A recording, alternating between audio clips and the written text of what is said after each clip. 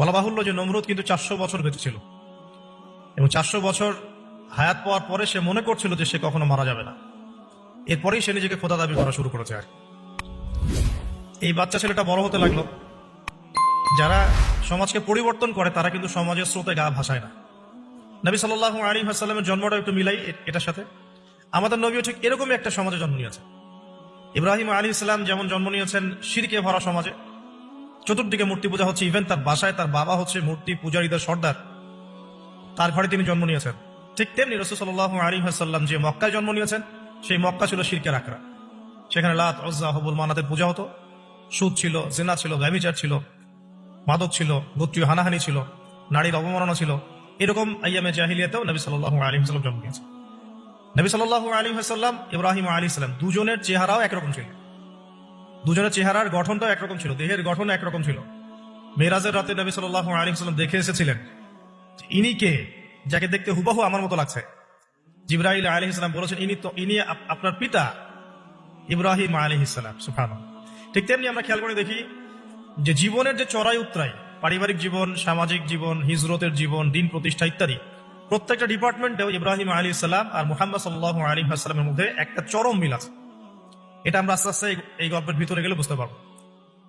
আর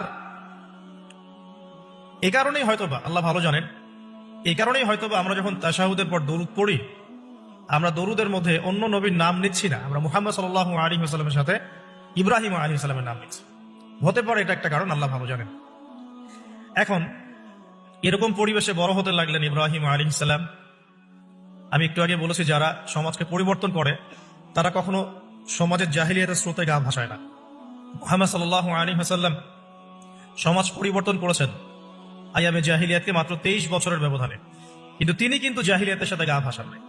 তিনি কখনো সুদ খাননি, তিনি কখনো মূর্তি পূজা করেন নাই, তিনি কখনো কোনো অন্যায় গুনাহ করেন নাই, তিনি কখনো মাদকদ্রব্যের কাছেও যান নাই, কিন্তু সমাজটা ছিল এগুলোতে নিমজ্জিত। ঠিক ইব্রাহিম আলাইহিস সালামের ক্ষেত্রেও সেই, তিনি একজন প্রধান পুরোহিতের ঘরে জন্ম নিয়েও কখনো মূর্তির ধার কাছে যান নাই। বরং একটু যখন বড় হচ্ছেন, একটু বড় বলতে ম্যাচিউরড, আমাদের টিকটক প্রজন্মের মতো না, এরা 20-30 বছর হয়ে গেল ম্যাচিউরড হয় না, বুদ্ধি প্রতিবন্ধী, বিকলাঙ্গ। ইভেন ইদানিং আমাদের মেয়েরা ছেলে হচ্ছে আর কি। আমাদের নারীরা এখন পুরুষত্ব দেখাচ্ছে, আর আমরা পুরুষেরা ফেসবুকে একটা স্ট্যাটাস দিয়ে ক্ষান্ত হয়ে থাকি। এটুকু আমাদের দায়িত্ব উম্মার প্রতি। আর এখানে আমরা দক্ষতা অর্জন করেছি অনেক। আমরা সবাই কিবোর্ড মুজাহিদ, আমরা এটা মনে করি। এটাই যুদ্ধ, এটাই জিহাদ। আর নারীরা মাঠে যুদ্ধ করছে সম্ভ্রমের জন্য, অধিকারের জন্য ইত্যাদি। ফ্যামিলিস্ট রেভলিউশনের দিকে তাকালেও তাই দেখা যায়। ছেলেরা এখন বেকার হয়ে যাচ্ছে, কিন্তু মেয়েরা স্বাবলম্বী হচ্ছে। তারা দিনদার নয়, এই মেয়েগুলো দিনদার নয়, কিন্তু জীবনে প্রতিষ্ঠিত হওয়ার জন্য লড়ছে, চ্যালেঞ্জ গ্রহণ করেছে। এটা ছেলেদের উচিত ছিল। তা আজারের ঘরে জন্ম নেওয়া সেই ইব্রাহিম কিন্তু চ্যালেঞ্জ গ্রহণকারী একটা ছেলে। সে এখন তার পিতাকে বলছে, কি বলছেন? আমরা একটু কোরআনের ভাষা শুনি। আল্লাহ রাব্বুল আলামিন বলছেন, সূরা মারিয়ামের মধ্যে এসেছে ঘটনাটা 41 থেকে 45 নম্বর আয়াতে। আল্লাহ পাক বলছেন, ওয়াজকুর ফিল কিতাবি ইব্রাহিম বা'দা আউযু বিল্লাহি মিনাশ শাইতানির রাজীম। হে নবী মুহাম্মদ সাল্লাল্লাহু আলাইহি ওয়াসাল্লাম, আপনি এই কিতাবে ইব্রাহিমের ঘটনা বর্ণনা করুন। ইয ক্বালা লিআবিহি, যখন ইব্রাহিম তার বাবাকে বললেন, তার বাবা মানে আযারকে বললেন, ইয়া আবাতি, হে আমার বাবা, লিমা তা'বুদু, তুমি কেন ইবাদত করো এমন সত্তা, মা লা ইয়াসমাউ, যে শুনতে পারে না, ওয়ালা ইউবসিরু, দেখতেও পারে না, ওয়ালা ইউগনি আনকা শাইআ, তোমার কোনো উপকার করতে পারে না। একটা ছেলে যার বয়স হবে 15 থেকে 20, হয়তো বা হাইয়েস্ট, তার কাছে কি এমন জ্ঞান আসলো যে সে তার বাবাকে এখন চ্যালেঞ্জ করছে? তার জ্ঞানতাত্ত্বিক যুদ্ধ শুরু হলো, আদর্শিক যুদ্ধ শুরু হলো বাবার সাথে। হে আমার বাবা, আপনি কেন এমন সত্তার ইবাদত করছেন যে শুনতেও পারে না? অসারতা দেখিয়ে দেওয়া হচ্ছে চোখে আঙ্গুল দিয়ে, দেখতেও পারে না, আপনার তো কোনো উপকারও করতে পারে না, কোনো ক্ষতিও করতে পারে না। ওয়ালাম ইউগনি আনকা শাইআ, ইয়া আবাতি, হে আমার বাবা, ইয়া আবাতি ইন্নী আখাফু আন ইয়ামাসসাকা আযাবুম মিনার রাহমানি ফাতাকুনা লিশ-শাইতানি ওয়ালিয়্যা, হে আমার বাবা, আমি ভয় পাচ্ছি যে আপনার উপরে না আবার আল্লাহ পাকের গজব নেমে আসে এবং আপনি শয়তানের ওলি না হয়ে যান। ওলি মানে কি? বন্ধু, বন্ধু, শয়তানের বন্ধু না হয়ে যান। ইয়া আবাতি ইন্নী ক্বাদ জাআনি মিনাল ইলম মা লাম ইয়াতিকা ফাত্তাবি'নি আহদিকা সিরাতান সাওয়্যা। কি চমৎকার কথা! ছোট্ট ছেলেটা বলছে, হে আমার বাবা, আমার কাছে একটা জ্ঞান আসছে, জ্ঞান, আমার কাছে একটা জ্ঞান এসেছে যেটা তোমার কাছে আসে নাই। ফাত্তাবি'নি, তুমি আমার অনুসরণ করো। আহদিকা, আমি তোমাকে পথ দেখাবো। সিরাতান সাওয়্যা, সহজ সরল পথ দেখাবো তোমাকে। সন্তান বাবাকে নসিহত করছে। দেখো সন্তান বলছে আমার কাছে এমন জ্ঞান এসেছে বাবা যেটা তোমার কাছে আসে নাই, তুমি আমাকে ফলো করো, আমার আমার অনুসরণ করো, আমি তোমাকে পথ দেখাবো। Ego problem, ego.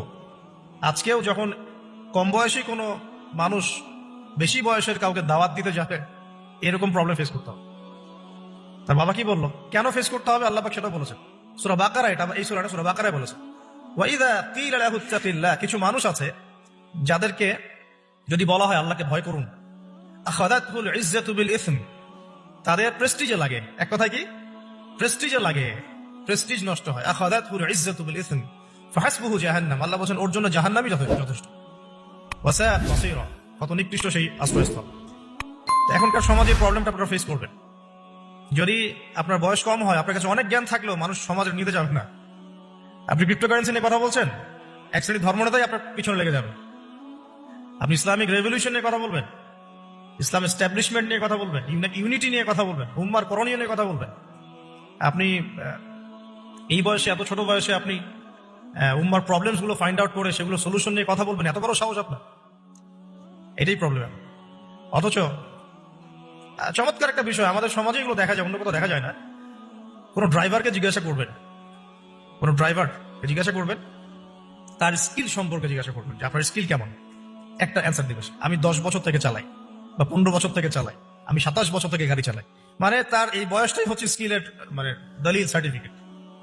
আজকে থেকে প্রায় 4014 বছর আগের কথা। আজকে থেকে যখন আমরা লেকচার দিয়েছি, এখন থেকে প্রায় 4014 বছর আগের কথা, মানে প্রায় 4000 বছর আগের কথা। হিসাবটা মেলানো হয়েছে এভাবে যে ঈসা আলাইহিস সালাম এবং মুহাম্মদ সাল্লাল্লাহু আলাইহি ওয়াসাল্লামের যে উম্মত, এর মধ্যে ডিসটেন্স ছিল 570 বছরের মতো। আবার মুহাম্মদ সাল্লাল্লাহু আলাইহি ওয়াসাল্লামের উম্মতের 1444 বছর চলে গেছে, এটা কাউন্ট করা যায়। আর এর আগে ঈসা আলাইহিস সালাম থেকে ইব্রাহিম আলাইহিস সালামের ডিসটেন্সটা হচ্ছে 2000 বছর। এই ক্যালকুলেশন করলে বোঝা যাচ্ছে যে প্রায় 4000 বছর আগের কথা, বা 4014 বছর আগের কথা। গল্প শুনতে আমাদের ভালো লাগে তো নাকি? গল্পের মাধ্যমে অনেক কিছু জানা যায়। আজকে গল্পটা কিন্তু একটু ইউনিক। আজকে থেকে প্রায় 4014 বছর আগের কথা। একটা চমৎকার সভ্যতা ছিল, ঐতিহাসিক সভ্যতা, তার নাম ছিল ব্যাবিলন। এটা ইরাকে ছিল, সেখানে বাবেল নামে একটা শহর ছিল। আমরা অনেকে জানি না যে বর্তমান বাগদাদ হচ্ছে সেই বাবেল নগরী। বর্তমান বাগদাদ হচ্ছে সেই বাবেল নগরী। আর বাবেল সম্পর্কে আল কোরআনে কিন্তু আয়াত আছে। আল কোরআন এমন একটা কিতাব, বিস্ময়কর কিতাব, যেখানে সবকিছুই নাজিল করা হয়েছে। তো আল্লাহ পাক সূরা কাহফে তো বলেছেন, ওয়ালাকাদ সাররাফনা ফি হাযাল কুরআন লিন-নাসি মিন কুল্লি মাসাল, আমি এই কোরআনে মানব জাতির জন্য প্রত্যেকটা বিষয়কেই ব্যাখ্যা করেছি। ওয়া নাযালনা আলাইকাল কিতাবা তিবয়ানান লিকুল্লি শাই, হে নবী আমি আপনার প্রতি এমন একটা কিতাব নাজিল করেছি যেটা তিবয়ানান লিকুল্লি শাই, প্রত্যেকটা বিষয়কে ব্যাখ্যা করে। যারা আহলে কোরআন ভ্রান্ত আকীদার অনুসারী, তারা কিন্তু এই আয়াত থেকেই দলিল পেশ করে। এই কোরআন তো তিবয়ানান লিকুল্লি শাই, প্রত্যেকটা বিষয়ের ব্যাখ্যা, তার নতুন করে হাদিসের কি প্রয়োজন আছে? এটা আমাদের আলোচনার টপিক না, আমরা দিকে যাচ্ছি না। তো আল্লাহ পাক কোরআনে কিন্তু বাবেল নগরীর কথা বলেছেন, সূরাতুল বাকারার 101-2 এই আয়াতগুলোতে আছে। এই বাবেল নগরী তৎকালীন সময় জাদুবিদ্যার একটা আকড়া ছিল। এর আগে আমরা জানি সুলাইমান আলাইহিস সালামের সময় ওই হারুত আর মারুত দুজন ফেরেশতাকে দিয়ে মানুষকে পরীক্ষা করা হয়েছে। এই ঘটনাটা সূরা বাকারার 101-2 এই আয়াতগুলোর মধ্যে আছে, দেখে নিয়েন, আমি রেফারেন্সগুলো বলে দিলাম। এখানে এই বাবেল নগরীর কথাটা আছে, ঠিক আছে? তো এই নগরীতে প্রায় 4014 বছর আগে একটা ফুটফুটে সুন্দর শিশু জন্ম নেয়। দেখতে খুবই সুন্দর, অমায়িক, দেখলেই মানে মন কেড়ে নেওয়ার মতো সুন্দর। এমন কিছু বাচ্চা থাকে কিন্তু দেখলে আদর করতে ইচ্ছা করে, মন কেড়ে নেওয়ার মতো, ইউনিক, সবার চেয়ে আলাদা। এবং জন্ম নিয়েছে সে এমন একটা পরিবারে, যেই পরিবার তৎকালীন সময়কার যে জালেম শাসক নমরুদ, তার প্রধান পুরোহিত, তার নাম আজার।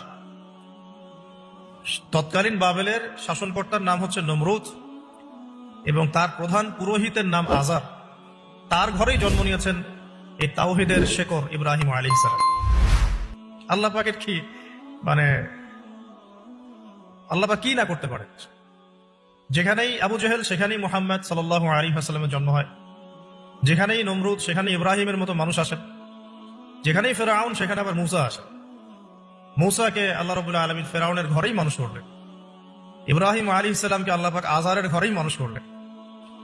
আজকে আমরা দেখি এরকম সিটি অফ আখিরুজ্জামানে কিছু কিছু দিনী বোন চেহারা না দেখানোর জন্য আন্দোলন করছে। চিন্তা করতে পারেন, যেখানে যত বেশি জাহিলিয়াত সেখানে তত পাক্কা মুসল্লি জন্ম নিবে, মুমিন জন্ম নিবে। যেখানে যত বেশি জাহিলিয়াত সেখানে তত শক্তিশালী মুমিনদের জন্ম হবে। তো এখন তৎকালীন নমরুদ যে সভ্যতার অধিবাসী ছিল, এই সভ্যতাটাকে আমরা বলি কালাদীয় সভ্যতা। এটাকে কালাদীয় সভ্যতা বলা হয়। এটা মূলত জাদুর জন্য একটু বিখ্যাত ছিল, যেটা রেফারেন্স আমি দিলাম সুলাইমান আলাইহিস সালামের যুগ থেকে। এখানে আজারের ঘরে জন্ম নিয়েছেন আমাদের নবীগণের পিতা, মুসলিম জাতির পিতা ইব্রাহিম আলাইহিস সালাম। সুবহানাল্লাহ। বলা বাহুল্য যে নমরুদ কিন্তু 400 বছর বেঁচে ছিল, এবং 400 বছর হায়াত পাওয়ার পরে সে মনে করছিল যে সে কখনো মারা যাবে না। এরপরেই সে নিজেকে খোদা দাবি করা শুরু করেছে। আর এই বাচ্চা ছেলেটা বড় হতে লাগলো। যারা সমাজকে পরিবর্তন করে তারা কিন্তু সমাজের স্রোতে গা ভাসায় না। নবী সাল্লাল্লাহু আলাইহি ওয়াসাল্লামের জন্মটা একটু মিলাই এটার সাথে। আমাদের নবীও ঠিক এরকমই একটা সমাজে জন্ম নিয়েছেন। ইব্রাহিম আলাইহিস সালাম যেমন জন্ম নিয়েছেন শিরকে ভরা সমাজে, চতুর্দিকে মূর্তি পূজা হচ্ছে, ইভেন তার বাসায় তার বাবা হচ্ছে মূর্তি পূজারীদের সর্দার, তার ঘরে তিনি জন্ম নিয়েছেন। ঠিক তেমনি রাসূল সাল্লাল্লাহু আলাইহি ওয়াসাল্লাম যে মক্কায় জন্ম নিয়েছেন, সেই মক্কা ছিল শিরকের আখড়া। সেখানে লাত, উজ্জা, হুবল, মানাতের পূজা হতো, সুদ ছিল, জিনা ছিল, ব্যভিচার ছিল, মাদক ছিল, গোত্রীয় হানাহানি ছিল, নারীর অবমাননা ছিল। এরকম আইয়ামে জাহিলিয়াতেও নবী সাল্লাল্লাহু আলাইহি ওয়াসাল্লাম জন্ম নিয়েছেন। নবী সাল্লাল্লাহু আলাইহি ওয়াসাল্লাম, ইব্রাহিম আলাইহিস সালাম, দুজনের চেহারাও একরকম ছিল। দুজনের চেহারার গঠনটাও একরকম ছিল, দেহের গঠনও একরকম ছিল। মেরাজের রাতে নবী সাল্লাল্লাহু আলাইহি ওয়াসাল্লাম দেখে এসেছিলেন ইনি কে, যাকে দেখতে হুবহু আমার মতো লাগছে। জিবরাইল আলাইহিস সালাম বলেছেন ইনি আপনার পিতা ইব্রাহিম আলাইহিস সালাম। সুবহানাল্লাহ। ঠিক তেমনি আমরা খেয়াল করে দেখি যে জীবনের যে চড়াই উতরাই, পারিবারিক জীবন, সামাজিক জীবন, হিজরতের জীবন, দিন প্রতিষ্ঠা ইত্যাদি, প্রত্যেকটা ডিপার্টমেন্টেও ইব্রাহিম আলাইহিস সালাম আর মুহাম্মদ সাল্লাল্লাহু আলাইহি ওয়াসাল্লামের মধ্যে একটা চরম মিল আছে। এটা আমরা আস্তে আস্তে এই গল্পের ভিতরে গেলে বুঝতে পারবো। আর এই কারণেই হয়তোবা আল্লাহ ভালো জানেন, এই কারণেই হয়তোবা আমরা যখন তাশাহুদের পর দরুদ পড়ি, আমরা দরুদের মধ্যে অন্য নবীর নাম নিচ্ছি না, আমরা মুহাম্মদ সাল্লাল্লাহু আলাইহি ওয়াসাল্লামের সাথে ইব্রাহিম আলাইহিস সালামের নাম নিচ্ছি। হতে পারে এটা একটা কারণ, আল্লাহ ভালো জানেন। এখন এরকম পরিবেশে বড় হতে লাগলেন ইব্রাহিম আলাইহিস সালাম। আমি একটু আগে বলেছি, যারা সমাজকে পরিবর্তন করে তারা কখনো সমাজের জাহিলিয়াতের স্রোতে গা ভাসায় না। মুহাম্মদ সাল্লাল্লাহু আলাইহি ওয়াসাল্লাম সমাজ পরিবর্তন করেছেন আইয়ামে জাহিলিয়াতে মাত্র 23 বছরের ব্যবধানে, কিন্তু তিনি কিন্তু জাহিলিয়াতের সাথে গা ভাসান নাই। তিনি কখনো সুদ খাননি, তিনি কখনো মূর্তি পূজা করেন নাই, তিনি কখনো কোনো অন্যায় গুনাহ করেন নাই, তিনি কখনো মাদকদ্রব্যের কাছেও যান না, কিন্তু সমাজটা ছিল এগুলোতে নিমজ্জিত। ঠিক ইব্রাহিম আলাইহিস সালামের ক্ষেত্রেও সেম। তিনি একজন প্রধান পুরোহিতের ঘরে জন্ম নিয়েও কখনো মূর্তির ধার কাছে যান না। বরং একটু যখন বড় হচ্ছেন, একটু বড় বলতে ম্যাচিউরড, আমাদের টিকটক প্রজন্মের মতো না, এরা 20-30 বছর হয়ে গেল ম্যাচিউরড হয় না, বুদ্ধি প্রতিবন্ধী, বিকলাঙ্গ। ইভেন ইদানিং আমাদের মেয়েরা ছেলে হচ্ছে, আমাদের নারীরা এখন পুরুষত্ব দেখাচ্ছে। আমরা পুরুষেরা ফেসবুকে একটা স্ট্যাটাস দিয়ে ক্ষান্ত হয়ে থাকি। এটুকু আমাদের দায়িত্ব উম্মার প্রতি। আর এখানে আমরা দক্ষতা অর্জন করেছি অনেক। আমরা সবাই কিবোর্ড মুজাহিদ, আমরা এটা মনে করি। এটাই যুদ্ধ, এটাই জিহাদ। আর নারীরা মাঠে যুদ্ধ করছে সম্ভ্রমের জন্য, অধিকারের জন্য ইত্যাদি। ফ্যামিলিস্ট রেভলিউশনের দিকে তাকালেও তাই দেখা যায়। ছেলেরা এখন বেকার হয়ে যাচ্ছে, কিন্তু মেয়েরা স্বাবলম্বী হচ্ছে। তারা দিনদার নয়, এই মেয়েগুলো দিনদার নয়, কিন্তু জীবনে প্রতিষ্ঠিত হওয়ার জন্য লড়ছে, চ্যালেঞ্জ গ্রহণ করেছে। এটা ছেলেদের উচিত ছিল। তা আজারের ঘরে জন্ম নিয়ে সেই ইব্রাহিম কিন্তু চ্যালেঞ্জ গ্রহণকারী একটা ছেলে। সে এখন তার পিতাকে বলছে, কি বলছেন আমরা একটু কোরআনের ভাষা শুনি। আল্লাহ রাব্বুল আলামিন বলছেন, সূরা মারিয়ামের মধ্যে এসেছে ঘটনাটা 41 থেকে 45 নম্বর আয়াতের মধ্যে। আল্লাহ পাক বলছেন, ওয়াজকুর ফিল কিতাবি ইব্রাহিম বা'দা আউযু বিল্লাহি মিনাশ শাইতানির রাজীম। হে নবী মুহাম্মদ সাল্লাল্লাহু আলাইহি ওয়াসাল্লাম, আপনি এই কিতাবে ইব্রাহিমের ঘটনা বর্ণনা করুন।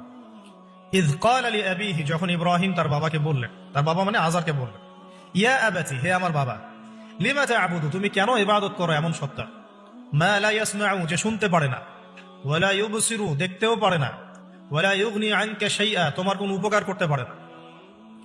একটা ছেলে যার বয়স হবে 15 থেকে 20 হয়তো বা হাইয়েস্ট, তার কাছে কি এমন জ্ঞান আসলো যে সে তার বাবাকে এখন চ্যালেঞ্জ করছে। তার জ্ঞানতাত্ত্বিক যুদ্ধ শুরু হলো, আদর্শিক যুদ্ধ শুরু হলো বাবার সাথে। হে আমার বাবা, আপনি কেন এমন সত্তার ইবাদত করছেন যে শুনতেও পারে না? অসারতা দেখিয়ে দেওয়া হচ্ছে চোখে আঙ্গুল দিয়ে, দেখতেও পারে না, আপনার তো কোনো উপকারও করতে পারে না, কোনো ক্ষতিও করতে পারে না।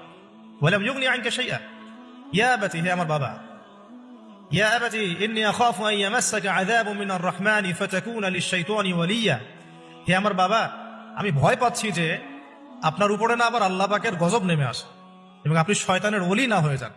ওলি মানে কি? বন্ধু, বন্ধু, শয়তানের বন্ধু না হয়ে যান। ইয়া আবাতি ইন্নী ক্বাদ জাআনি মিনাল ইলম মা লাম ইয়াতিকা ফাত্তাবি'নি আহদিকা সিরাতান সাওয়্যা। কি চমৎকার কথা! ছোট্ট ছেলেটা বলছে, হে আমার বাবা, আমার কাছে একটা জ্ঞান আসছে, জ্ঞান, আমার কাছে একটা জ্ঞান এসেছে যেটা তোমার কাছে আসে নাই। ফাত্তাবি'নি, তুমি আমার অনুসরণ করো। আহদিকা, আমি তোমাকে পথ দেখাবো। সিরাতান সাওয়্যা, সহজ সরল পথ দেখাবো তোমাকে। সন্তান বাবাকে নসিহত করছে। দেখো, সন্তান বলছে, আমার কাছে এমন জ্ঞান এসেছে বাবা যেটা তোমার কাছে আসে নাই, তুমি আমাকে ফলো করো, আমার অনুসরণ করো, আমি তোমাকে পথ দেখাবো। Ego problem, ego. আজকেও যখন কম বয়সী কোনো মানুষ বেশি বয়সের কাউকে দাওয়াত দিতে যাতে এরকম প্রবলেম ফেস করতে হবে। তার বাবা কি বললো, কেন ফেস করতে হবে আল্লাহ পাক সেটাও বলেছেন।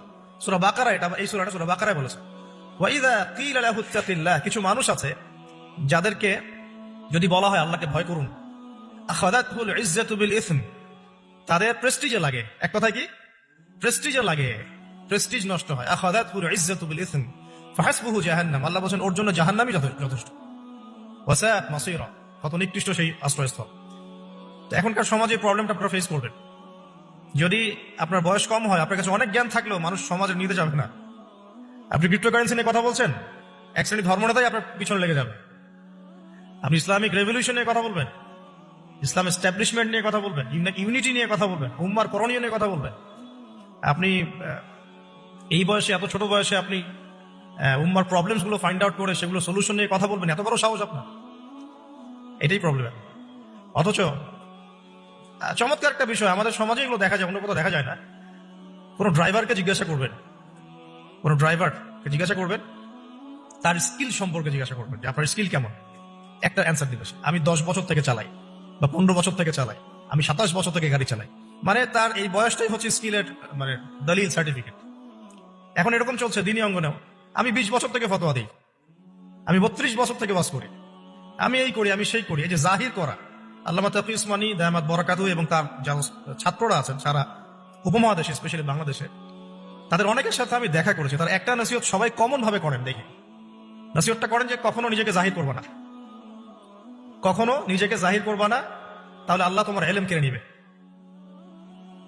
আর আমরা এখন দিনী অঙ্গনে জাহির করার জন্য ব্যস্ত। আমি এত বছর থেকে এটা করি, আমি অত বছর থেকে করি, অথচ এটা কোনো দলিল নয়, এটা কোনো সার্টিফিকেট নয়।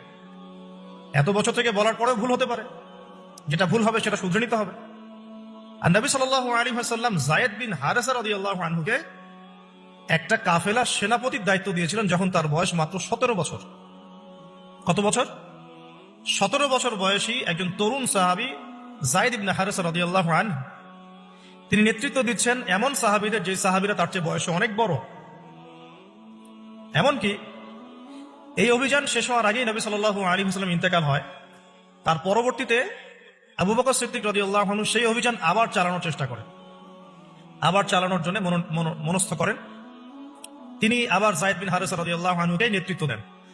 এটা নিয়ে ওমর রাদিয়াল্লাহু আনহু তাকে কিছু কথা বলেন যে আপনি যায়েদ বিন হারেসাকে নেতৃত্ব দিচ্ছেন, বয়সে ছোট সাহাবী, তার পিছনে অনেক বড় বড় সাহাবী থাকবেন, তারা তো তাকে নাও মানতে পারে, এটা কেমন হয়? বারবার তাকে ভেটো দিচ্ছেন। শেষমেশ আবু বকর সিদ্দিক রাদিয়াল্লাহু আনহু একটু রেগেই বললেন যে ইস্তা'মালাহু রাসূলুল্লাহ ওয়া আনতা তা'মুরুনি আন আনজি'হু, তাকে স্থলাভিষিক্ত করেছে স্বয়ং আল্লাহর রাসূল, আর তুমি এসে আমাকে বলছো আমি তাকে অপসারণ করব। সুবহানাল্লাহ। নবী সাল্লাল্লাহু আলাইহি ওয়াসাল্লাম যোগ্যতা দেখতেন মানুষের, তার যোগ্যতা কতটুকু আছে। তো ওইদিকে আমি ভিতরে ঢুকছি না। আমরা এখন সোশ্যাল অ্যাফেয়ার্সে যা দেখি যে আমরা যোগ্যতার চাইতে অন্যান্য বিষয়গুলোকে বেশি মূল্যায়ন করা শুরু করি। এতে করে তরুণরা উঠে আসতে পারে না, তরুণদের জার্নি অনেক টাফ হয়। এবং যারা স্পেশালি জেনারেল ব্যাকগ্রাউন্ড থেকে দিনের দিকে আসার চেষ্টা করেন, তারা পদে পদে হতাশ হয়। তাদেরকে বুকে নেওয়ার মানুষ খুব কম থাকে। কেন জানি তাকে মানুষ কাউন্টার মনে করে, এনিমি মনে করে, অন্তর্দাহ সৃষ্টি হয়, জ্বালান হয়। হঠাৎ করে উড়ে এসে জুড়ে বসলো, উম্মার দায়িত্ব নিয়ে নিচ্ছে, কোথেকে আসবে, এরকম একটা দৃষ্টিভঙ্গি আমরা দেখতে পারি। আর কি হয়তো কাম্য ছিল না এটা, বরং তরবারি যত আপনি শান দিবেন তত ধারালো হবে। তো তো শান দিবে কারা? যারা তরোয়াল চালাতে পারে তারাই। যারা চালাতে পারে তারা যদি তরোয়ালকে ভোতা করে দেয়, তাহলে তো এটা দিয়ে আপনি জালেমের গর্দান কাটতে পারবেন না। তো যাই হোক, আমরা বেশি হাইথোড়ের কথায় না যাই। আজার এখানে ছিলাম, দেখেন বাবাকে সন্তান উপদেশ দিচ্ছে। এবার বাবার উত্তরটা শুন। বাবা কেন গ্রহণ করলো না? বললাম প্রেস্টিজ ইস্যু। তুমি ছোট মানুষ হয়ে আমাকে এত বড় কথা বলো? হ্যাঁ, তখন বাবা বলছেন, আনতা রাগিবুন আরাগিবুন আনতা আন আলিহাতিনা ইয়া ইব্রাহিম। হে ইব্রাহিম, তুমি কি আমাদের ইলাহগুলো, উপাস্যগুলো থেকে মুখ ফিরাচ্ছ? তুমি কি আমাদের উপাস্যগুলো থেকে মুখ ফিরিয়ে দিচ্ছ? আরাগিবুন আনতা আন আলিহাতিনা ইয়া ইব্রাহিম লা ইল্লাম তানতাহি, যদি বিরত না হও, ঠিক যেমন সেটা আমাদেরকে করা হয়, যদি বিরত না হও, লা ইল্লাম তানতাহি লা আরজুমান্নাকা লা ইল্লাম তানতাহি লা আরজুমান্নাকা রাহজান মালিয়া। তিনি বলছেন যদি বিরত না হও তাহলে তোমার মাথাটা পাথর দিয়ে মেরে ফাটিয়ে দেবে। আরজুমান্নাকা মানে রজম করবো। রজম মানে কি? কোমর পর্যন্ত গেথে পাথর মারা। বিবাহিত পুরুষ জেনা করলে যেটা শাস্তি হয়। লা ইল্লাম তানতাহি, যদি বিরত না হও, লা আরজুমান্নাকা রাহজান মালিয়া, দূর হও এখান থেকে, এখান থেকে বের হও হতভাগা, আমরা বলি না, দূর হও এখান থেকে, ঠিক ওই রকম। যদি ফিরে আসো ভালো কথা, না ফিরে আসলে রজম করে দিব, মাথা ফাটিয়ে ফেলবো পাথর দিয়ে মেরে, এখান থেকে দূর হও হতভাগা। কাকে বলছে এটা? ইব্রাহিম আলাইহিস সালাম। এবার তিনি খুব নরম সরম মানুষ, শান্তিকামী মানুষ। তিনি বলছেন ক্বালা সালামুন আলাইক। এই সালামুন আলাইক কথাটা শিখে নেবেন, জীবনে অনেক ক্ষেত্রে কাজে লাগবে। সালামুন আলাইক মানে আপনার উপর শান্তি বর্ষিত হোক। যখনই আপনি পলিউশন অ্যাভয়েড করতে চাবেন, সালাম দিয়ে চলে আসতে হবে। সেটা পরিবারেও, সমাজেও, দিন প্রতিষ্ঠার ক্ষেত্রে। কেউ আপনাকে সমালোচনা করছে, গালিগালাজ করছে, গীবত তহমত করছে, আপনাকে নিয়ে এপিসোড বানাচ্ছে, মানে আপনি কি করবেন? প্রত্যেকটা কাউন্টার দিতে থাকবেন? তাহলে আপনার গোল নষ্ট হয়ে যাবে, আপনার গোল থেকে আপনি বিচ্যুত হয়ে যাবেন। এগুলো নিয়ে আপনাকে ব্যস্ত থাকতে হবে। তখন এগুলো নিয়ে উম্মাহ ব্যস্ত আছে বলেই এখন পর্যন্ত গোল অ্যাচিভ হয় নাই। আমরা এগুলো নিয়ে ব্যস্ত আছি বলেই এখন গোল অ্যাচিভ হয় নাই। তো এই কারণে ইব্রাহিম আলাইহিস সালামের সুন্নাহ হচ্ছে সালামুন আলাইক, তোমাদের উপর শান্তি বর্ষিত হোক। হ্যাঁ, তবে যে জায়গাটাতে দালিলিক ভাবে জ্ঞানতাত্ত্বিক যুদ্ধ করতে হবে সেটা করতে হবে, সেটা অন্য ইস্যু। ইব্রাহিম আলাইহিস সালামকে পরিবার ছাড়তে হলো। পরিবার মানে তার মাকে ছাড়তে হলো, তার বাবাকে ছাড়তে হলো। তার কোনো অপরাধ আছে? ইব্রাহিম আলাইহিস সালামের কোনো অপরাধ আছে? না। এখন আমরা তো অনেক সময় মনে করি আমি তো নিরপরাধ, নির্দোষ, তাহলে আমার উপরেই কেন এরকম হচ্ছে? ইব্রাহিম আলাইহিস সালামের কোনো অপরাধ আছে? নাই। তাকে ঘর ছাড়তে হলো, বাড়ি ছাড়তে হলো, তার বাবা তাকে বের করে দিলেন। এখান থেকে লেসন নিয়ে নেন আজকে প্রথম লেসন, যে আপনি আমি যদি হকের উপর থাকি, সর্বপ্রথম বাধাটা পরিবার থেকে আসতে পারে। সবার পরিবার একরকম না। এখনকার মেজরিটি সংখ্যক পরিবারগুলোই জাহেল, একদম জাহেল, বস্তুবাদী, জানোয়ারের মতো। মানে খাও দাও, সেক্সুয়াল সম্পর্ক, বিয়ে শাদী, সন্তান, এর বাইরে কিচ্ছু চিন্তা করতে পারে দুনিয়া আর দুনিয়া, এর বাইরে কিচ্ছু চিন্তা করতে পারে ইল্লা মাশাআল্লাহ। কিছু পরিবার আছে এর বাইরে, তাদের কথা আলাদা। সবাই তো আর ছোটবেলা থেকে আধ্যাত্মিক পরিবার পায় নাই, দিনই পরিবার পান নাই। আর এটার পরিমাণ দিন দিন কমেই আসছে। ম্যাক্সিমাম পরিবার এখন জাহান্নামের টুকরা। আল্লাহ পাক পরিবারকে বলেছেন জাহান্নাম থেকে বাঁচাও, কু আনফুসাকুম ওয়া আহলিকুম নারা। এখন ওই পরিবারই হয়ে গেছে জাহান্নামের টুকরা। আপনি দিনের পথে চলতে চাইলে প্রথম হোঁচটটা পরিবার থেকে খেতে পারেন। এটা ইব্রাহিম আলাইহিস সালামের জীবনেও যেমন হয়েছে, মুহাম্মদ সাল্লাল্লাহু আলাইহি ওয়াসাল্লাম যে মিলাদ ছিলাম কিভাবে, তার ক্ষেত্রেও সেম। চাচারা শত্রু না? চাচারা শত্রু, আশপাশের মানুষ শত্রু। চাচা এসে বাড়ির সামনে খড়কুটা ফেলে দিয়ে যায়, চাচি এসে ময়লা আবর্জনা ফেলে দিয়ে যায়, কেউ গালি দেয়, কত সমস্যা। যখন নিজের মানুষরা আপনার এগেনস্টে চলে যায়, তখন মনটা ভেঙে যাবে স্বাভাবিক। কারণ নিজের মানুষটা সারা দুনিয়া যদি আপনার বিপক্ষেও থাকে, কাছের কিছু মানুষ আপনার পক্ষে থাকে, তখন আপনি বাসাতে অ্যাটলিস্ট সিংহ, তখন বাসা থেকে এনার্জি নিয়ে বাইরে যুদ্ধ করতে পারবেন। কিন্তু বাহিরে সবাই মোটামুটি ধরেন যে আপনার পজিটিভ, তো বাসায় এসে দেখলেন যে বাসায় আপনার কোন রকম অনুকূল পরিবেশ নাই, তখন বাইরে সিংহ হলে বাসায় বিড়াল হয়ে থাকতে হবে। দেখেন ইব্রাহিম আলাইহিস সালামের জীবনে আর মুহাম্মদ সাল্লাল্লাহু আলাইহি ওয়াসাল্লামের জীবনে একটা স্পেশাল নিয়ামত ছিল, সেটা হলো স্ত্রীদের নিয়ামত। বাহিরে মানুষ অনেক কিছু বলছে, গালিগালাজ করছে, মারছে, কাটছে, থুতু দিচ্ছে, সমালোচনা করছে, কিন্তু বাসায় ইব্রাহিম আলাইহিস সালামের আছেন সারা, হাজেরা, আর মুহাম্মদ সাল্লাল্লাহু আলাইহি ওয়াসাল্লামের আছেন খাদিজা রাদিয়াল্লাহু। অ্যাটলিস্ট বাসায় আপনি একটা কি বলবো, যে বড় একটা প্রশান্তির জায়গা আপনার বাসায় আছে। তো এটা একটা বড় নিয়ামত, যেটা ইব্রাহিম আলাইহিস সালাম এখন হারালেন কিভাবে? বাবা বাসা থেকে বের করে দিল। এখান থেকে বুঝতে হবে যে দিনের পথে চলতে গেলে প্রথম বাধা পরিবার থেকে আসতে পারে। তাই বলে তাদের সাথে কোনো রকমের দ্বন্দ্ব সংঘাতে যাওয়া যাবে না। সালামুন আলাইক, সালামুন আলাইক, তোমাদের উপর শান্তি বর্ষিত হোক। ইব্রাহিম বলছেন সালামুন আলাইক, হে বাবা আপনার উপর শান্তি বর্ষিত হোক। তাই আরো বলছেন আস্তাগফিরুল্লাহ রব্বি, আমি আপনার জন্য আল্লাহর কাছে ক্ষমা চাইব ইনশাআল্লাহ। ইন্নাহু কানা বি হাফিয়া, তিনি আমার প্রতি খুব মার্সিফুল, আশা করি তিনি আমার দোয়া কবুল করবেন। কিন্তু যখন তিনি জানতে পেরেছিলেন যে তার বাবা শিরকের উপর আছেন, আল্লাহ পাক মাফ করবেন না, সূরা তওবার মধ্যে আছে, তখন থেকে তিনি আর ক্ষমা চান নাই, বাবার জন্য ক্ষমা চান নাই। তো এবার ইব্রাহিমের সফর শুরু হলো, একাকিত্বের সফর। তার মানে একটা বিষয় এটাও শিখতে হবে, হকপন্থীদের সাথে আল্লাহর দেয়া একটা বিশেষ নিয়ামত হচ্ছে একাকিত্ব। হকপন্থীদের লাইফে আল্লাহ পাকের পক্ষ থেকে একটা বিশেষ অনুগ্রহ হচ্ছে একাকিত্ব। মানে একাকিত্ব কেন নিয়ামত বললাম? কারণ একাকিত্ব মানুষকে আল্লাহ চিনিয়ে দেয়। অনেক আলেম দেখবেন যারা জেল টেল খেটে বের হয়েছেন, তারা সবাই একটা কথা বলবে, জেলখানায় আমরা আল্লাহকে চিনেছি। সব আলেমরা এই কথা বলে যারা ওখান থেকে বের হয়ে আসে। কারণ একাকিত্ব মানুষকে গভীরভাবে ভাবায়, আল্লাহকে পাওয়ায়, আল্লাহর কাছে দোয়া করতে শেখায়, মানুষকে বোঝায় যে আল্লাহ ছাড়া কেউ নাই সাহায্য করা। তো যারা হকপন্থী হয়, একাকিত্ব তাদের বরণ করতেই হয়। এটা মাথায় রেখে পথ চলতে হবে। ইব্রাহিম আলাইহিস সালাম পথ চলা শুরু করলেন। এবার কি হলো, তিনি কি বাসা থেকে বের হয়ে সেই এলাকা, ওই নমরুদের দেশ ছেড়ে চলে গিয়েছিলেন? উত্তর না। প্রথমে তিনি চলে যান নাই, প্রথমে তিনি ওই সমাজেই থেকেছেন, থেকে দাওয়াত দেওয়ার চেষ্টা করছেন। তিনি ওই সমাজেই থেকেছেন, থেকে দাওয়াত দেওয়ার চেষ্টা করছেন। ঠিক মুহাম্মদ সাল্লাল্লাহু আলাইহি ওয়াসাল্লাম সমাজের মানুষ যখন নির্যাতন নিপীড়ন করছেন, তিনি কি শুরুতেই সমাজ ছেড়ে বের হয়ে চলে গেছেন? না, 13 বছর দাওয়াত দিয়েছেন। কত বছর? 13 বছর। তো ইব্রাহিম আলাইহিস সালাম সমাজের মানুষকে দাওয়াত দেন। কিভাবে দেন? কোরআনে এভাবে ভাষা আসছে। আমি সূরাগুলোর নাম বলে দিই, আপনারা একটু চেক করে নিয়েন। সূরা আম্বিয়ার মধ্যে আসছে, সূরা সফফাতের মধ্যে আসছে, সূরা আনআমের মধ্যে আসছে।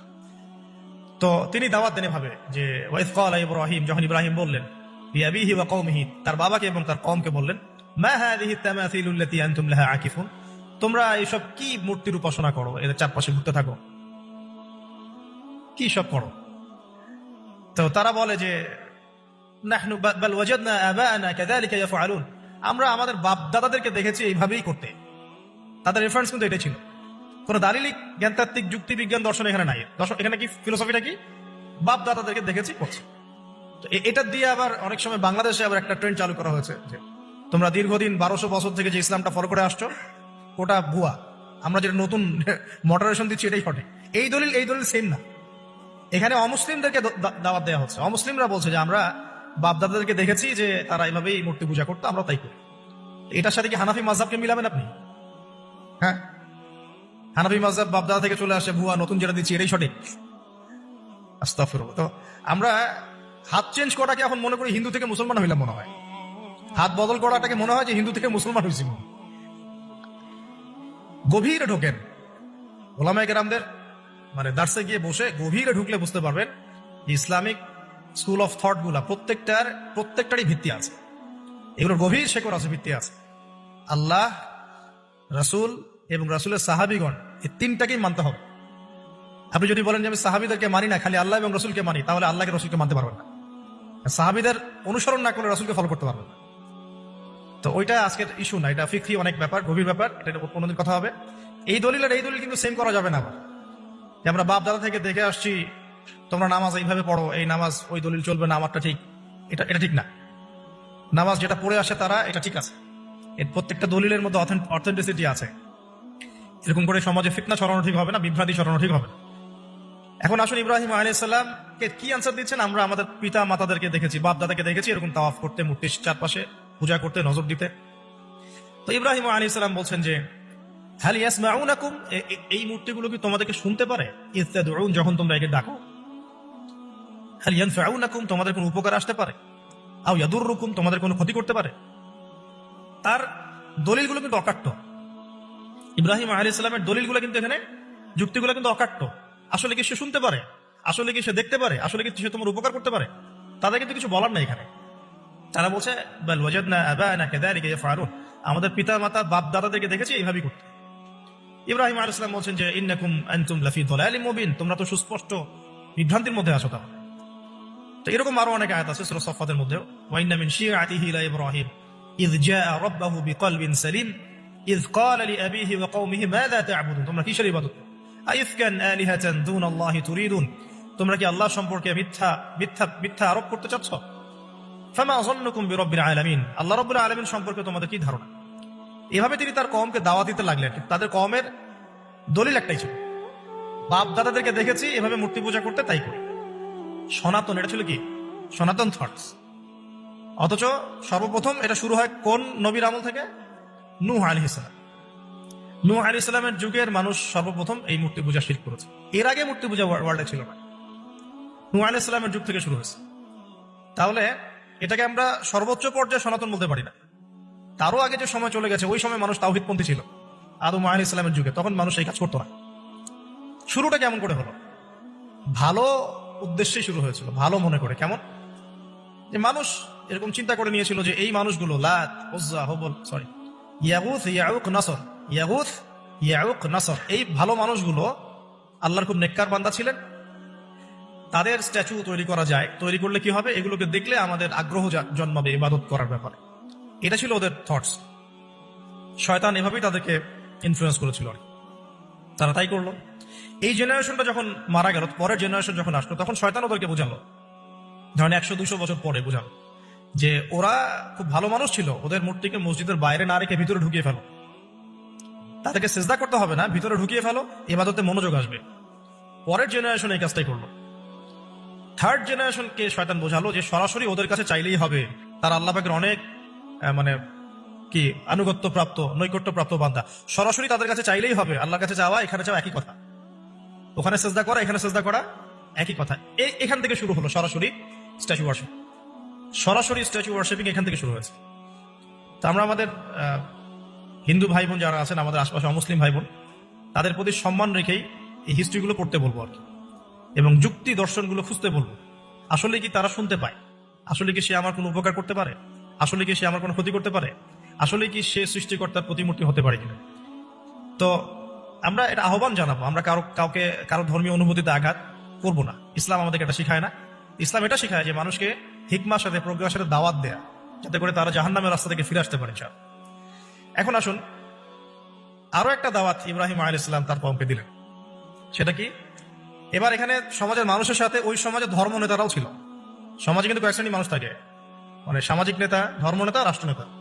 তো রাষ্ট্রনেতা পর্যায়ে এখনো ইব্রাহিম আসলাম যান নাই, এখন সমাজ নেতা আর ধর্ম নেতা চলছে আর কি। এবার ধর্ম নেতা আসলো, এসে ধর্ম নেতারা তাকে বোঝানোর চেষ্টা করলো যে এই আসমানের তারা, চাঁদ, সূর্য, প্রকৃতি, গাছপালা, এগুলোও ইলাহ, এগুলোর ইবাদত করা যায়। এই ঘটনা আল্লাহ রাব্বুল আলামিন সূরা আনআমের মধ্যে বলেছে। তো ইব্রাহিম আলাইহিস সালামকে তারা দেখাচ্ছে, এটা আরবি একটা কাব্যিক ভাষায় কোরআনে এসেছে, চমৎকার ভাষায়, যে ফালাম্মা জান্না আলাইহিল লাইল, যখন তার উপর রাত আচ্ছাদিত হলো, রাআ কাওকাবা, তখন ইব্রাহিম আলাইহিস সালাম কি দেখলেন? আকাশে তারা দেখলেন। ঠিক আছে, তারা মূর্তি পূজার এখানেই আছে, ধর্ম নেতারাও এখানেই আছে। তো তিনি বলছেন হাযা রব্বি, এটা আমার রব। ফালাম্মা ফালা, যখন তারকাগুলো অস্তমিত হলো, ক্বালা লা উহিব্বুল আফিলিন, আমি তো অস্তমিত যাওয়া জিনিসকে পছন্দ করি না। রব তো অস্তমিত যাবে না, এখানেও যুক্তি লাগবে, তো আমার ফিলোসফি লাগবে, আমার এখানে দর্শন লাগবে, এখানে তো আমাকে মানে প্রজ্ঞা দিয়ে বোঝাতে হবে, এটা তো অস্তমিত হয়ে গেল, এটা তো রব হতে পারে না। ফালাম্মা রাআল কামারা বাযিগান, যখন সে চাঁদকে দেখলো জলজল করছে একদম। আর এখনকার চাঁদ দেখা আগের চাঁদ দেখা তো এক না, এখন তো আমরা চাঁদের আলোই খুঁজে পাই, তখনকার চাঁদ তো অন্যরকম। বাযিগান মানে জলজল করছে। তখন তিনি বলেন হাযা রব্বি, এটা আমার রব। তখন ফালাম্মা ফালা, যখন এটাও অস্তমিত হয়ে গেল, তিনি বলছেন লা ইল্লাম ইয়াহদিয়ানি রব্বি লাকুনান্না মিনাল কওমিদ দাল্লিন, আল্লাহ যদি আমাকে হেদায়েত না দেন তাহলে আমি এই দল্লিনদের অন্তর্ভুক্ত হয়ে যাব। ইব্রাহিম আলাইহিস সালাম বলেছেন ফালাম্মা রাআ শামসা বাযিগাতান, যখন এবার সূর্যকে দেখলেন দিনের বেলা, এটা তো আরো বড়। হাযা রব্বি হাযা আকবার, এটা আমার রব, এটা সবচেয়ে বড়। হাযা আকবার, এটা সবচেয়ে বড়।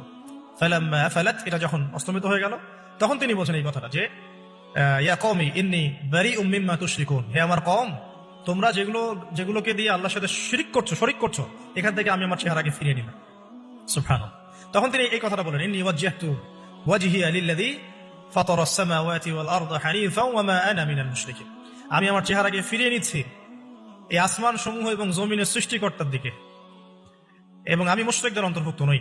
ইন্না সলাতি ওয়া নুসুকি ওয়া মাহইয়ায়া ওয়া মামাতি লিল্লাহি রাব্বিল আলামিন, আমার সালাত, আমার কুরবানি, আমার স্যাক্রিফাইস, আমার জীবন, আমার ফুল লাইফ, আমার মৃত্যু, সবকিছু কার জন্য? জগৎ সমূহের প্রতিপালক আল্লাহর জন্য। লা শারীকা লাহু, তার কোনো শরীক নাই। ওয়া বিযালিকা উমিরতু, এই একনিষ্ঠভাবে তার ইবাদত করার জন্যই আমি আদিষ্ট হয়েছি। ওয়া বিযালিকা উমিরতু ওয়া আনা মিনাল মুসলিমিন, এবং আমি মুসলিমদের অন্তর্ভুক্ত। এই শুরু হলো এবার পুরো স্পষ্টভাবে তাওহীদের ঘোষণা দেয়া। তবে ইব্রাহিম আলাইহিস সালামের এক একটা পদক্ষেপ কি যৌক্তিক না, বৈজ্ঞানিক না, এবং অকাট্য প্রমাণ আছে না, এগুলোকে কিন্তু ভেদ করতে পারছে না তারা। এবার ইব্রাহিম আলাইহিস সালাম চিন্তা করলেন তারা এবার উচিত শিক্ষা দিতে হবে। তবে আগে বলেন এই যে উচিত শিক্ষার কথা বলছে, এটা আবার আপনারা খবরদার ভুলেও কোথাও দিতে যায় না, ঠিক আছে? এটারও সময় আছে। ইব্রাহিম আলাইহিস সালামের সাথে নবী সাল্লাল্লাহু আলাইহি ওয়াসাল্লামের জীবনের মিলের কথা বলছিলাম। নবী সাল্লাল্লাহু আলাইহি ওয়াসাল্লাম মক্কা বিজয়ের আগে কি কখনো মূর্তির গায়ে হাত দিয়েছেন কিনা বলেন? দিয়েছেন? যখন মক্কা বিজয় হয়ে গেছে, পুরো স্টেজই আপনার, অথরিটি আপনার, তখন আপনি আপনার অ্যাকশন নিতেই পারেন, সেটা আপনার ব্যাপার। তখন আপনি কি করবেন? মুহাম্মদ সাল্লাল্লাহু আলাইহি ওয়াসাল্লাম কাবা ঘরে ঢুকে তখন মূর্তি ভেঙেছেন এবং বলেছেন ওয়াকুল জাআল হক ওয়া যাকাল বাতিল ইন্নাল বাতিলা কানা যাহুকা, তাই না? তো ইব্রাহিম আলাইহিস সালাম এবার শিক্ষা দেওয়ার চিন্তা করছেন। তিনি বলছেন যে যখন এরা মেলাতে যাবে, ওই উৎসবে যাবে, তখন আমি এদেরকে দেখে নিব। এটা কুরআন চমৎকার ভাবে বলেছে। إذ قال لأبيه وقومه ماذا تعبدون إفكا آلهة دون الله تريدون فما ظنكم برب العالمين فراغ إلى آلهتهم فقال ألا تأكلون। ইব্রাহিম আলাইহিস সালাম এবার যখন ওরা মেলায় চলে গেছে, তো যাওয়ার আগে আবার ইব্রাহিম আলাইহিস সালাম বলছিলেন যে ইন্নী সাকিম, আমি হচ্ছি অসুস্থ। আমি কি অসুস্থ? নাযারা নাযরাতান ফিন নুজুম। ইব্রাহিম আলাইহিস সালাম রাতের বেলা আকাশের দিকে তাকালেন একবার, তাকিয়ে ওদেরকে বললেন যে ইন্নী সাকিম, আমি অসুস্থ। এটা কৌশল, আমি অসুস্থ, এটা কৌশল। এই কৌশল আবার সব জায়গায় খাটাতে যায় না। তো এবার যখন তারা চলে গেল, ফারাগা ইলা আলিহাতিহিম ফাকালা আলা তাকুলুন, এবার তিনি ওই মূর্তি গৃহ যেটা ওদের, ওখানে ঢুকে বলছেন যে আলা তাকুলুন, তোমাদের কি হলো, খাচ্ছ না কেন? কাদেরকে বলছে এই কথা? মূর্তি, খাচ্ছ না কেন? আলা তাকুলুন। ফারাগা ইলা আলিহাতিহিম ফাকালা আলা তাকুলুন মা লাকুম লা তানতিকুন, কি হলো, কথা বলছো না কেন? মা লাকুম লা তানতিকুন, কি হলো, কথা বলছো না কেন? এবার ফারাগা আলাইহিম দরবান বিল ইয়ামিন, এবার ইয়ামিন মানে ডান হাত, ডানাতে যা পেয়েছিলেন আর কি, তা দিয়ে সবগুলোকে ভেঙে চুরমার করে দিচ্ছে। ব্যাস। এবার ওরা যখন আসলো, এসে বলছে যে আনতা ফাআলতা হাযা বিআলিহাতিনা ইয়া ইব্রাহিম, হে ইব্রাহিম, তুমি কি আমাদের উপাস্যদের সাথে এই কাজ করেছো? ইব্রাহিম বলছেন লা, না, বাল লা আসলে কোরআনে নাই, আমি নিজের মতো করে বললাম আরবি বলতে বলতে। বাল ফাআলাহু কাবীরুহুম হাযা, বরং এই বড়টা এই কাজ করছে। এর মধ্যে সবচেয়ে বড় যেটা আছে, এই বেটার কাজ, আমি করি নাই, আমি তো করি নাই। তখন ওরা তো এটা তো হতভম্ব হয়ে গেল, যে সে বলছে যে তুমি তো জানো, তুমি তো খুব ভালো করেই জানো যে তারা কথা বলতে পারে না, নড়াচড়া করতে পারে না, কিছুই করতে পারে না। তখন তিনি বলেন, তাহলে তোমরা কেন এমন ইলাহের উপাসনা করো যে কথাও বলতে পারে না, শুনতেও পারে না, দেখতেও পারে না, তোমার উপকারও করতে পারে না, ক্ষতিও করতে পারে? কিন্তু এবারও কিন্তু যুক্তি নাই, কোনো তাদের কাছে কোনো দলিল নাই, কোনো প্রমাণ নাই, কোনো যুক্তি দর্শন কিচ্ছু নাই। এবার শুরু হলো জুলুম। জালেমের কাজ কি? যুক্তি, জ্ঞান, দর্শন, বিজ্ঞান, এগুলো দিয়ে যখন পরাস্ত, এগুলো দিয়ে পাচ্ছি না, এবার পেশি শক্তি। এবার কি? পেশি শক্তি। ব্যাস, এবার পেশি শক্তি। ইব্রাহিম আলাইহিস সালামকে নিয়ে যাওয়া হচ্ছে নমরুদের দরবারে। এবার চলো, এবার তোমার আছে খবর আছে। এবার পুরো রিমান্ড হবে 7 দিনের। একদিন রিমান্ড হলেই অবস্থা খারাপ হয়ে যাওয়ার কথা। ইব্রাহিম আলাইহিস সালামকে এবার নিয়ে যাচ্ছে ধরেন নমরুদের কাছে। কি যে হবে আল্লাহ ভালো জানেন। ইব্রাহিম আলাইহিস সালাম যখন যাচ্ছেন, তখন কি তিনি জানতেন যে আল্লাহ পাক তাকে আগুন থেকে বাঁচাবেন? এই ঘটনা যে ঘটবে তিনি কি জানতেন? আচ্ছা, আমরা না হয় জানি যে এমনটা হয়েছিল। ইব্রাহিম আলাইহিস সালাম ওই সময় তো আর জানতেন না যে কি হতে যাচ্ছে। তার মানে ওই সময় তার ইমানের তেজ, তার স্থিরতা, ইস্তেকামা এবং তাওয়াক্কুল কত বেশি ছিল। তাকে নিয়ে যাওয়া হচ্ছে এবারে নমরুদের সামনে দাঁড় করিয়ে। নমরুদ এবার একটু মজা নিয়ে জিজ্ঞাসা করলো যে কে তোমার রব? কবরের প্রশ্ন করার মতো, মান রব, তোমার রব কে? তো ইব্রাহিম আলাইহিস সালাম বলছেন রব্বি আল্লাযী ইউহয়ী ওয়া ইউমীত, আমার রব তিনি যিনি জীবন দেন, মৃত্যুও দেন। এবার নমরুদ বলছে ক্বালা আনা উহয়ী ওয়া উমীত, আমি তো জীবন দিই আর মৃত্যু দেই। কিভাবে? একজন যাবজ্জীবন প্রাপ্ত আসামিকে ডেকে নিয়ে ছেড়ে দিল, দিয়ে বললো যে জীবন দিলাম। আর একজন আসামিকে ডেকে তৎক্ষণাৎ মৃত্যুদণ্ড দিয়ে মৃত্যু দিলাম। তো ইব্রাহিম দেখলেন আলাইহিস সালাম এ তো মোটা বুদ্ধির মানুষ, কারণ যে যত বড় জালেম হয় তার বুদ্ধি তত মোটা হয়, কিন্তু এটা মাথায় রাখবেন। ফেরাউনের মতো জুলুম মানুষের বুদ্ধি লোপ করে দেয়, আর শিরক মানুষের মধ্যে ভয় সঞ্চার করে। যখন আপনি শিরক করতে থাকবেন, মনে খুব ভয় কাজ করবে। এবং মুশরিক বাহিনী কখনো ইসলামের বিজয় লাভ করতে পারে নাই। যে মুসলিম সেনাবাহিনীর মধ্যে শিরক ছিল না, ওরা যুদ্ধের মাঠে পরাজিত হয়ে গেছে। ইতিহাস ঘাটবেন, মুসলিম যে সেনাবাহিনীর মধ্যে শিরক ছিল, ওই সেনাবাহিনী পরাজিত হয়ে গেছে। আবার অল্প গুটি কয়েক সেনাবাহিনী তারা তাওহীদপন্থী ছিল, তারা জয়লাভ করেছে। ইতিহাস ঘেটে দেখবেন। তো জুলুম কি করে বুদ্ধি লোপ পায়? নমরুদের বুদ্ধি লোপ পেয়ে গেল। তো ইব্রাহিম আলাইহিস সালাম বলছেন রব্বি আল্লাযী ইউহয়ী ওয়া ইউমীত, এ তো এটা বুঝলো না। তাহলে ইন্নাল্লাহা তাআলা ইন্নাল্লাহা ইয়াতি বিশ-শামসি মিনাল মাশরিক ফাতি বিহা মিনাল মাগরিব, ইব্রাহিম আলাইহিস সালাম বলছেন যে আল্লাহ রাব্বুল আলামিন, আমার আল্লাহ, তিনি পূর্ব দিক থেকে সূর্য ওঠান, তো তুমি যদি ইলাহ হয়ে থাকো তাহলে পশ্চিম দিক থেকে উঠাও। এটা আরো বড় অকাট্য দলিল হলো। তার অবস্থাটা আল্লাহ ব্যাখ্যা করছেন এভাবে, আল্লাহ বলছেন ফাবুহিতাল্লাযী কাফার, কাফের একদম হতভম্ব হয়ে গেলেন। হতভম্ব হয়তো লাভ নাই, বেশি শক্তি আছে আমার, তোমার যুক্তি বিজ্ঞান দর্শন থিওরি তো আমার দরকার নাই, তোমার দিনের জ্ঞানের এলিমেন্ট তোমার দরকার নাই, তোমার ওয়াজ নসিহতের আমার দরকার নাই, আমার কাছে কি আছে? বেশি শক্তি আছে, পিঠা সব সিধা করে ভালো লাগে। বাস ইব্রাহিম আলাইহিস সালামের জন্য বলছে ফাল হাররিকুহু ওয়ানসুরু আলিহাতাকুম, একে জ্বালায় দাও, পুরায় দাও, একে জ্বালায় পুরায় দাও, তোমাদের ইলাহদেরকে সাহায্য করো। আল্লাহ পাক অন্য জায়গায় বলছেন যে ফাআরাদু বিহি কাইদান ফাজআলনাহুমুল আসফালিন, তারা ইব্রাহিম আলাইহিস সালাম কিনা একটা বিশেষ বড় একটা কৌশল করল। এই কৌশলটা কি ছিল? তাকে অগ্নিকুণ্ডের মধ্যে ফেলে দেওয়ার একটা চেষ্টা করলো, আগুন জ্বালিয়ে রাখলো, বলা হয় 40 দিন, এগুলো হিস্ট্রি বা তাফসীরগুলোতে আসছে, আমি জাস্ট পুরান টেক্সট টু দা পয়েন্ট বলছি। তো আগুন দাউ দাউ করে জ্বলতে লাগলো, ওই ব্যাবিলন ওখানকার সব মানুষ দেখছে বিষয়টা। তো ইব্রাহিম আলাইহিস সালামকে ফেলে দেওয়া হবে। দেখেন, যখন ফেলে দেওয়া হবে তখন কি ইব্রাহিম জানতেন যে তিনি আগুনে পড়বেন না? তিনি তাহলে প্রস্তুত ছিলেন, তিনি তখন জীবন দেওয়ার জন্য প্রস্তুত ছিলেন। ঠিক আছে, এখন তাকে ফেলে দেওয়া হচ্ছে, ঠিক ওই সময়ে জিবরাইল আলাইহিস সালামের আগমন। সুবহানাল্লাহ। তিনি এসে বলছিলেন যে আমার কাছে কোনো হাজত আছে নাকি আপনার?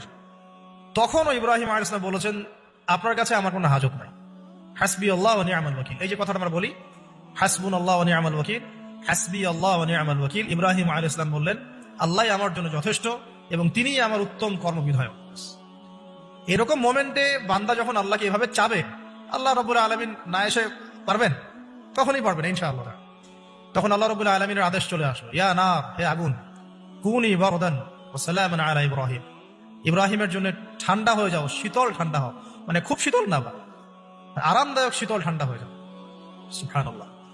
এভাবে আল্লাহ রাব্বুল আলামিন ইব্রাহিম আলাইহিস সালামকে অগ্নি পরীক্ষা থেকে বাঁচালেন। ওখানে ইব্রাহিম আলাইহিস সালাম থাকলেন, কোনো ক্ষতি হলো না। তিনি পরবর্তী সময় বলেছিলেন ওই সময়টুকুর মধ্যেই তিনি শান্তিতে ছিলেন।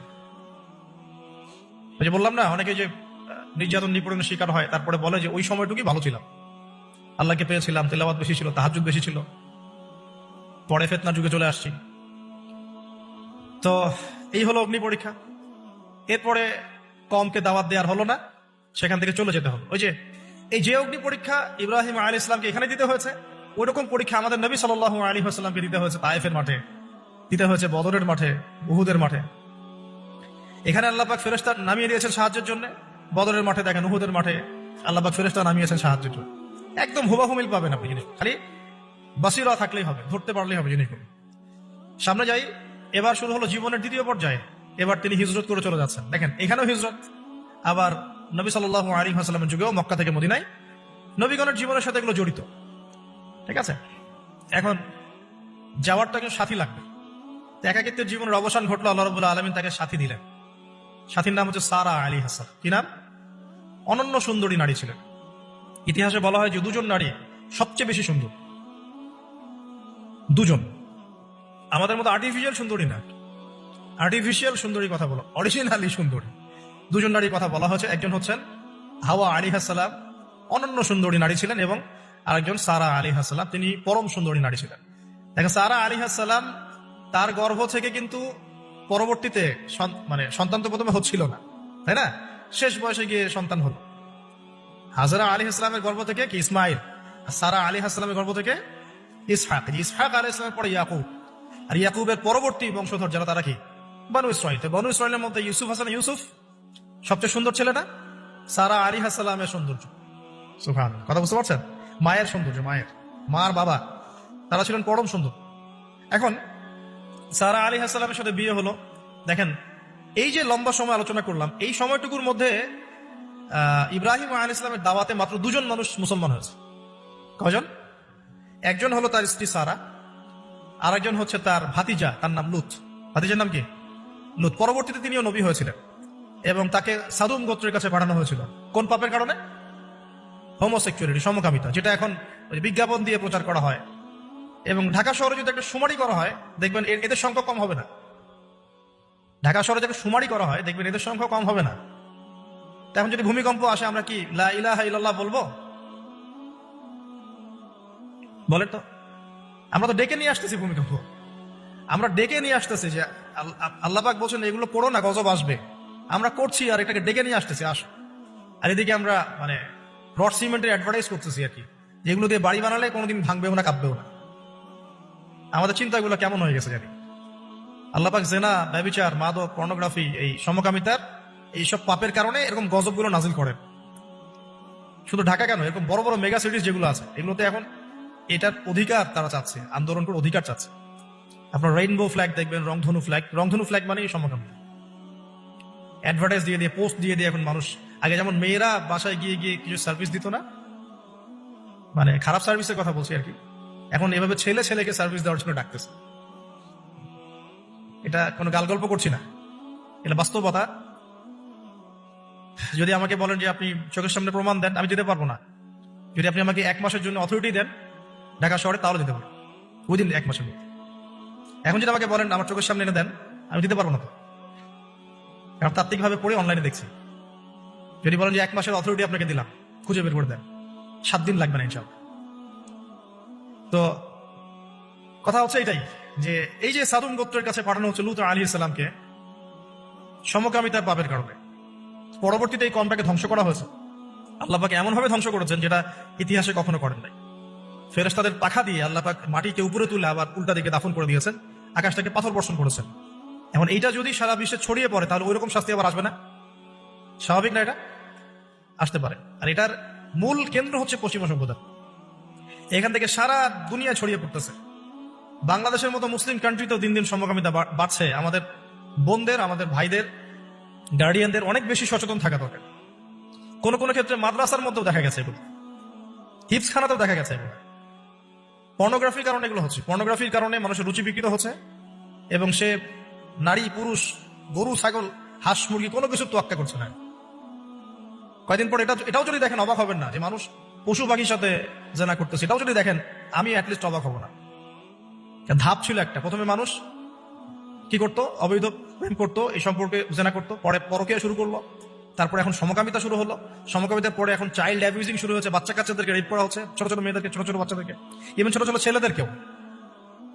এরপরে যদি গবাদি পশুর সাথে জেনা করতে দেখেন, অবাক হওয়ার কিচ্ছু নেই, কিচ্ছু নেই অবাক হওয়ার। এখন বলেন আমরা শাস্তির দ্বার প্রান্তে আছি না? অ্যাটলিস্ট আমরা যারা দিনকে ভালোবাসি, আমাদের একটা আইডিওলজি ফলো করি, নৈতিকতার কথা বলি, আমরা আমাদের পরিবার, আমাদের ভাই বোন, আমাদের ছেলে মেয়ে, তাদের প্রতি আমাদের খুব সতর্ক দৃষ্টি রাখতে হবে, সর্বোচ্চ সতর্ক থাকতে হবে।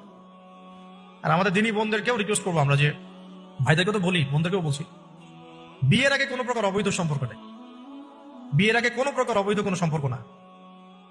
আর এখন অমুসলিম ছেলে আর মুসলিম মেয়ে প্রেম করতেছে, এগুলো কিনে অনলাইনে অনেক লেখালেখি হচ্ছে, দেখলাম কয়েকদিন আগে। কিছু বোন আমাকে রিকোয়েস্ট করেছিলেন যে একটু আপনার মুখ দিয়ে যদি মানুষ জানতে পারে এটা, যে কোনো অবস্থাতেই মুসলিম মেয়ে কোনো অমুসলিম ছেলের সাথে প্রেম করতে পারে। মুসলমান ছেলের সংখ্যা কম হয়ে গেল, যে বিয়ে করার জন্য মুসলমান ছেলে খুঁজে পাওয়া যাচ্ছে না। পরবর্তীতে তারা সেই মুসলিম বোনের ইজ্জত নষ্ট করে তাকে গর্ভবতী করে দিয়ে ভেঙে যাচ্ছে। এটা ওদের একটা মিশন। আর ওদের মিশনের কথা আমি পরে বলবো। আমি মুসলিম মেয়ে হয়ে কেমন করে একটা অমুসলিম ছেলের সাথে প্রেম করতে পারবো? আমার বাসার মুসলিম মেয়ে কেমন করে একটা অমুসলিম ছেলের সাথে প্রেম করতে পারবো? এটা তো আমাকে আগে ফাঁসির কাজটা ঝোলানো দরকার, আগে বিচারটা তো আমার করা দরকার আগে। আমরা আমাদের দিনী বন্ধুকে সর্বোচ্চ সতর্ক করব।